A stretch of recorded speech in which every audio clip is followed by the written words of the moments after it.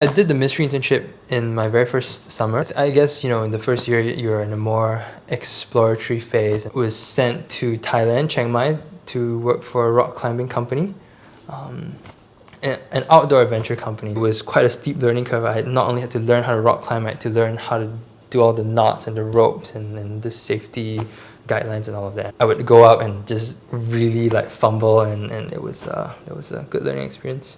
There was this one night after a function in the company, we all went out for drinks and dinner, and we just headed off in a group. And people were carpooling, bike pooling, and just riding out into the sunset. And I was thinking to myself, wow, look, Ma, I'm part of a bike gang now. And they were just, zipping across Chiang Mai. There were moments of boredom as well. There were moments of not being understood, not being able to acquire the language as quickly as I could. I think I felt frustrated with that. And during these moments when I'm questioning whether, the work I was doing was really benefiting this startup organization, I tried to resolve that by, asking for more things to do and trying to pitch new ideas and just being more present with my host family as well, because that was where I did most of the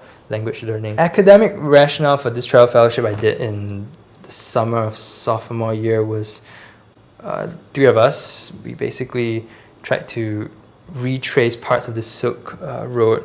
I think our product was an anthology of poems based on the themes of Journey to the West and Buddhist philosophy. We sent in many proposals to CIPE. CIPE, was interested in the idea, and they got us to change it a lot.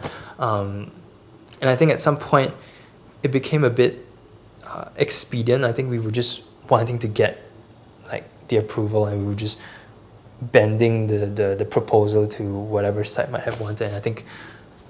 And I guess as advice to people who apply for travel fellowship, you might want to have a good idea of really what you're doing and stick it out. There were troubles of leadership, how should we make decisions. Three is such an odd number, right? It's almost always 2 against 1, which can lead to certain amounts of isolation. I think all three of us were that one person at various moments. I guess right after the travel fellowship, I had about 2 weeks in Singapore before I flew off to India for the next 6 months. So that was where I did the PIT in the Himalayas program. It may not have been the most rigorous just because we didn't have that many classes and that many essays, but I think the learning really came from just meeting people on the ground, observing these different NGOs that have sprouted up. I think 13 of us, it was just 2 guys, Wee Young and I, and there was 5 of us from Yale-NUS, and the rest of them were from Pittsburgh. And I don't think I got lonely, but I definitely felt at times quite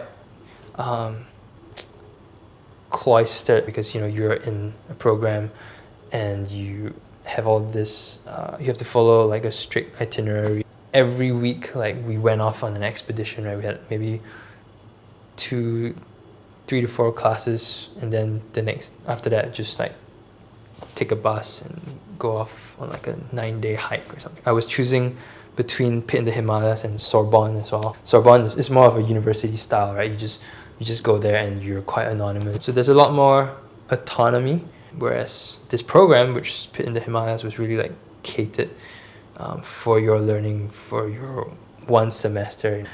You wake up, drink a hot cup of chai, and then trek to your classroom, and just that 20-minute, 30-minute hike every morning was a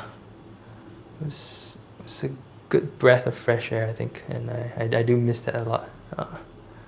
So while I was in the Himalayas, this opportunity for the Paris lab came up.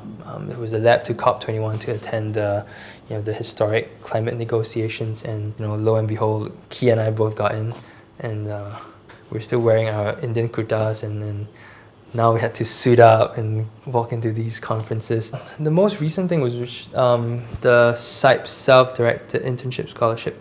Basically, I was at Yale helping this lecturer at the School of Forestry write a book about climate solutions and technology. Interestingly enough, I met this guy at COP21, and it was at some panel, and I was really interested in the things he was talking about, climate change communication. So I got in touch with him after this networking event, and then from there I just kept in touch, and this eventually led to the CIPE internship scholarship.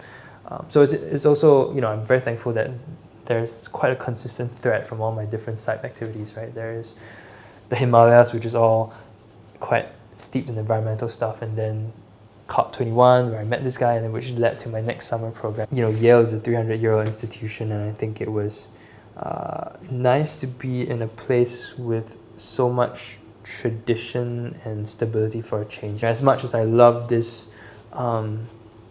pioneering and creative scrambling in the dark, right? Like, I definitely enjoyed that 2 months of being at Yale where everything is sort of established,